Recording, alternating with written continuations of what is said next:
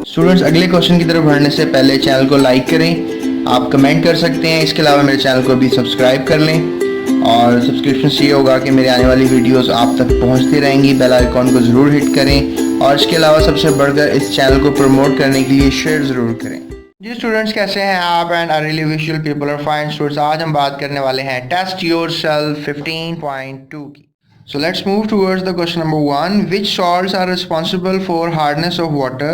मैं आपको बताना ही चाहता हूँ कि बाइकार्बोनेट्स, सल्फेट्स और क्लोराइड्स, स्पेशली मैग्नीशियम और कैल्शियम के, ये हार्डनेस कॉज करते हैं। ये बाइकार्बोनेट्स टेम्पररी हार्डनेस कॉज करते हैं और सल्फेट्स मैग्नीशियम कैल्शियम के और क्लोराइड्स मैग्नीशियम कैल्शियम के परमानेंट हार्डनेस कॉज करते हैं। तो एज अ होल हम कह सकते हैं कि ये सॉल्ट सारे जो हैं they are causing the hardness of water. Hardness of water क्या होती है कि ये जब सॉल्ट्स पानी में आ जाते हैं तो सोप के साथ हम इसको कंपैरिजन करते हैं कि सोप की जो झाग है वो बन नहीं पाती है। तो जब सोप की झाग नहीं बन पाती है तो हम कहते हैं वाटर जो है वो क्या हो गया है, हार्ड हो गया है। So let's move towards the second question. Explain chemistry of removing temporary hardness. जैसा कि कहा कि टेम्पररी हार्डनेस इन दोनों सॉल्ट्स की वजह से होती है। तो लेट्स से दैट ये हमारे पास सॉल्ट पानी में है, इसको रिमूव कैसे किया जाए? सिंपली आप बॉयल कर लें तो you can just say that कि इसके डीकम्पोजिशन हो जाएगी सॉल्ट की, और ये कार्बोनेट जो है, कैल्शियम का कार्बोनेट, ये पानी में हल नहीं होता। कार्बन डाइऑक्साइड और water as a whole water में रह जाएगा, कार्बन डाइऑक्साइड गैस बन के बाहर चली जाएगी। इसी तरह से आप मैग्नीशियम के बाइकार्बोनेट्स को भी डिकम्पोज कर सकते हैं और उसकी भी मैग्नीशियम कार्बोनेट जो कि पानी में हल नहीं होता उसको नीचे बैठ जाएगा पैंदे में, और कार्बन डाइऑक्साइड और वाटर जो हैं they gonna get out. So what next is कि जो कैल्शियम और मैग्नीशियम के आयंस हैं, इस तरह इनको आप कह लें कि पानी को सॉफ्ट कर सकते हैं कि रिमूव हो गए हैं। रिमूव इन द सेंस से मुराद है कि पानी में अब सस्पेंड नहीं है, ये सस्पेंडेड है पानी में, ये बैठ गए हैं नीचे। ठीक है। सो नेक्स्ट क्वेश्चन है, what is the principle of removing permanent hardness of water? Permanent hardness remove कैसे हो सकती है? दो मेथड हैं।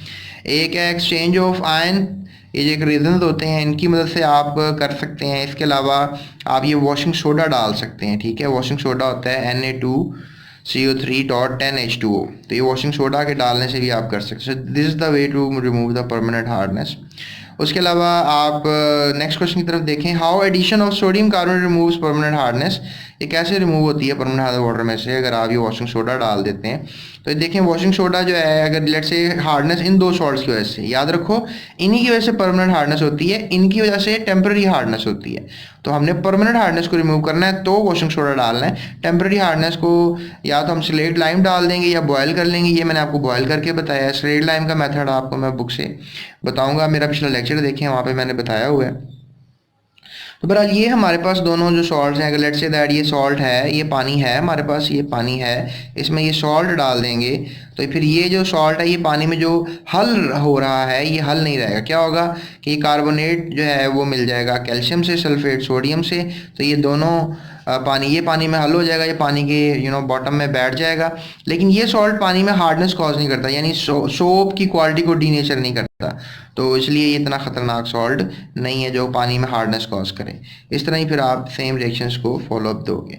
उसके बाद अगला क्वेश्चन है जी कि हाउ सोडियम ज़ोलाइट सॉफ्टन्स वाटर, कि सोडियम ज़ोलाइट जो है वो कैसे करता है सॉफ्टन वाटर को? तो ये सोडियम ज़ोलाइट भी वही काम करेगा कि कैल्शियम जो है वो ज़ोलाइट के साथ मिल जाएगा और सल्फेट सोडियम के साथ, जो पानी में हल हो जाएगा, कैल्शियम ज़ोलाइट नीचे बैठ जाएगा और सोडियम सल्फेट हार्डनेस कॉज नहीं करता। इस तरीके से ये रिएक्शन पॉसिबल हो जाएगा। उसके बाद स्टूडेंट्स अगर हम देखें क्वेश्चन नंबर 6 की तरफ, जो कि आखिरी क्वेश्चन है, उसमें वो पूछ रहा है जी what do you mean by the boiler scale and how they are removed. ये जो आप पानी गर्म करते हो पतीलियों के अंदर, या कोई आपने भी केमिस्ट्री की लैब में भी कभी एक्सपेरिमेंट किया होगा कि चाइना डिश के अंदर जब आप नमक वगैरह या सोडियम कॉपर सल्फेट या नमक वगैरह डाल के आप उसको पानी को रिमूव करते हो तो नीचे सॉल्ट रह जाता है। या आप घर में जाएँ, कोई नमकीन पानी लें, उसको चम्मच में डालें और चूल्हे के ऊपर रखें तो चम्मच में आपको कुछ वाइट वाइट क्रिस्टल्स नजर आएंगे, पानी उड़ जाता है।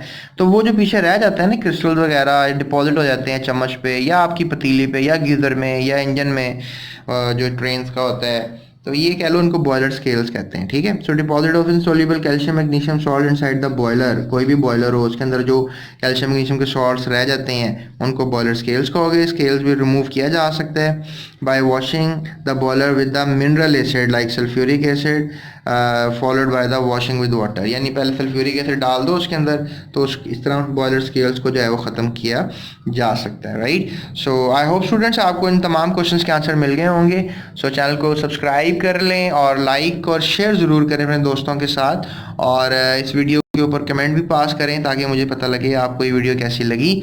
So that's it, thank you so much, अपना बहुत ख्याल रखिएगा। और डिस्क्रिप्शन में सारे लिंक्स मौजूद हैं, वहाँ से आप कोई भी वीडियो चैप्टर के रिलेटेड देख सकते हैं। चैनल की प्लेलिस्ट में जाएँ, वहाँ से भी देख सकते हैं। Thank you so much.